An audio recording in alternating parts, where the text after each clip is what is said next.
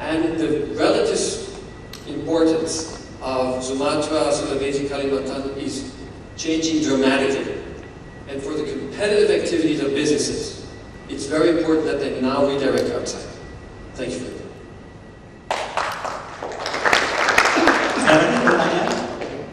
Ada lagi?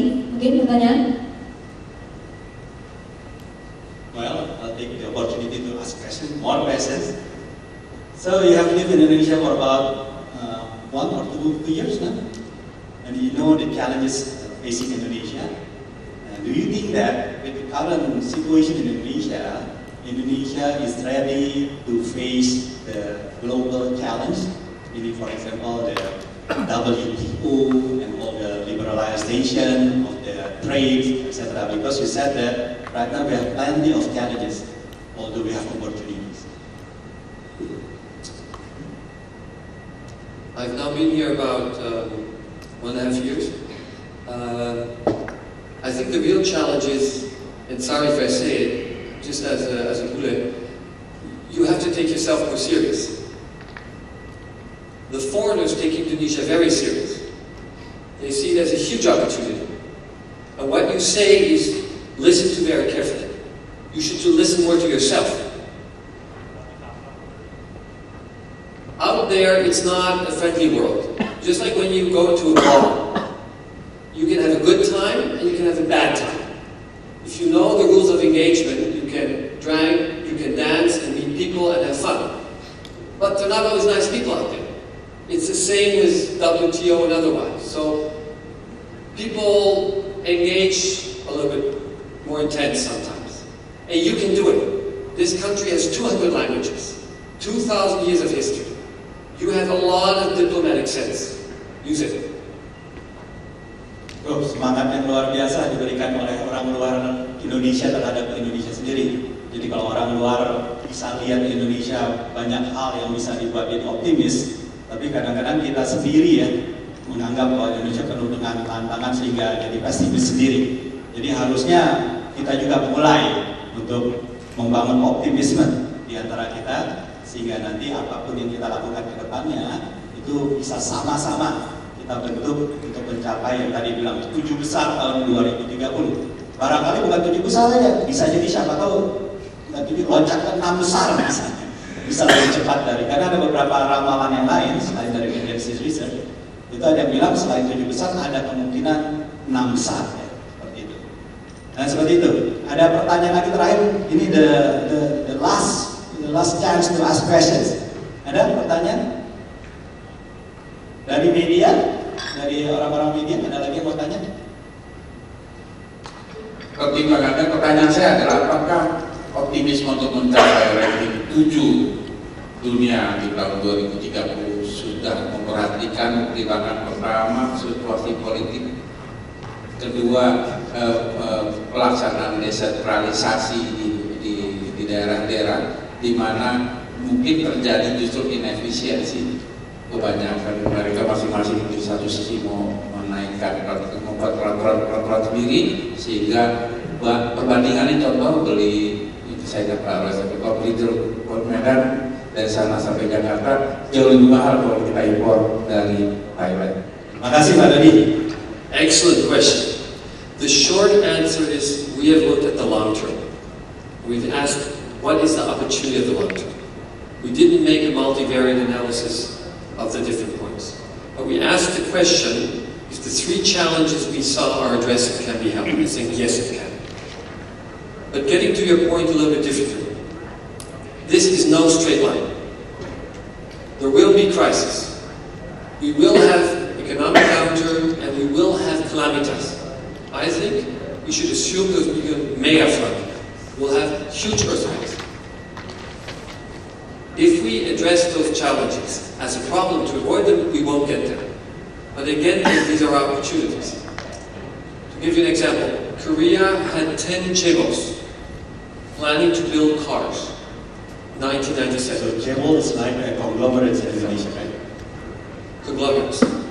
Everybody told them don't build them. It took the financial crisis to convince them to stop doing it. And for instance, Samsung wanted to build cars. They went into consumer goods. It's not going to be a straight line, and maybe I'm too optimistic. I was in the crisis in Korea, I was here in '98, I was in the Middle East in the last crisis. I see a lot of resiliency. And frankly, decentralization brings decision-making closer to where the problems are, although it's not perfect. Wah, bagus sekali jawabannya. Jadi sekali lagi membuat kita tambah optimis bahwa meskipun tidak straight line, tidak garis lurus, pasti akan ada flux-fluxnya. Tapi kalau kita lihat mimpi besarnya dan big picture-nya, dalam prosesnya kita akan ada proses belajar, learning prosesnya, nggak bakal lurus-lurus terus. Tapi tergantung kita semua yang di sini untuk bisa mencari solusinya bersama. Okay, I think it's about time to stop. Again, applause, big applause for Mr. Nah, sebelum itu, I will tell them a short joke, Indonesian joke, yes, about getting advice from outside Indonesia or from inside Indonesia. Ini waktu di zamannya Gus Dur, it's about 12 years ago, zamannya Presiden Gus Dur. Waktu pertama kali Presiden Gus Dur jadi presiden, and he send the team of economic advisor to Amerika. Jadi dikirimlah ke Amerika tim ekonominya untuk mendapatkan advice dari Mr. Bill Clinton. Waktu itu kan masih Mr. Bill Clinton ya di Amerika Serikat.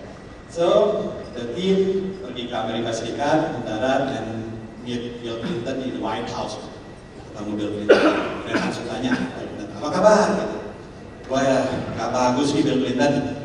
Kita di Indonesia lagi krisis. Justru kita ingin tanya nih kepada Pak Bill Clinton, apa nasihatnya Amerika terhadap kami di Indonesia? Bill Clinton, waktu itu Amerika masih belum krisis ya. Amerika masih lagi naik-naiknya. Bill Clinton bilang gini, waduh susah juga nih, apa ya? Kalau kami bisa sukses, katanya Bill Clinton, karena kami di Amerika punya Johnny Cash. Johnny Cash itu entertainment in Las Vegas. Entertainer in Las Vegas, Johnny Cash. Cash kan artinya uang tunai kan. And we have Bob Hope. Bob Hope itu adalah pelawak yang terkenal. Hope artinya kan harapan kan. And we have Stevie Wonder. Stevie Wonder. Wonder kan artinya keajaiban kan. Jadi we have cash, we have hope, we have wonder. Punya duit tunai, kemudian punya harapan, dan terjadilah keajaiban. Makanya ekonomi Amerika jadi luar biasa. You in Indonesia, sorry to say, you don't have Johnny Cash, you don't have Bob Hope, you don't have Stevie Wonder. Jadi artinya nggak ada cash, lagi krisis itu. Kemudian nggak ada harapan, nggak mungkin terjadi keajaiban. Nggak kecewa gitu ekonominya. Balik ke Indonesia, mendarat di bandara, ketemu Gus Dur di istananya, ditanya sama Gus Dur, gimana tim nasihat dari Bill Clinton? Wah Gus, parah nih. Loh kenapa? Ini katanya Bill Clinton nggak tahu mau kasih nasihat apa, karena Indonesia katanya nggak punya Johnny Cash, nggak punya Bob Hope, nggak punya Stevie Wonder. Jadi nggak ada duit, nggak ada harapan, nggak ada keajaiban. Ya nggak tahu mau diapain. Gus Dur dengan santainya bilang, gitu aja kok repot, kan gitu kan? Itu expression dari Gus Dur. Memang di Indonesia kita nggak punya Johnny Cash, kita nggak punya Bob Hope, kita nggak punya Stevie Wonder. Tapi kita punya banyak Sugi Harto, selamat dan untung. Nah gitu kan. Harto, selamat dan untung. Jadi gak usah lihat keluar. Di dalam sebenarnya kita modalnya banyak. Asal kita mau memperdayakannya. Harto meaning aset, selamat meaning safe, untung meaning profit. That's the Indonesian name, typical Indonesian name.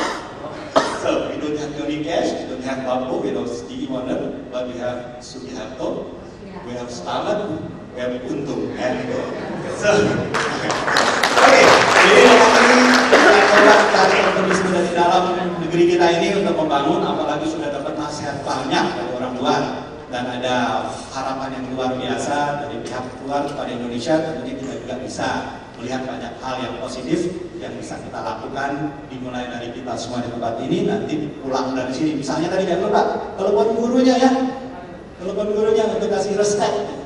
Teacher, oh respect ya. Oke, untuk selanjutnya saya kembalikan kepada MC-nya. Terima kasih atas perhatian, sekali lagi applause yang meriah. Baik, terima kasih banyak Mr. Raul Oberman sama Bapak Roy. Ada pertanyaan belakang untuk kemudian disilakan oleh Bu Evi selaku Direktur Utama Intrinsik dan dosen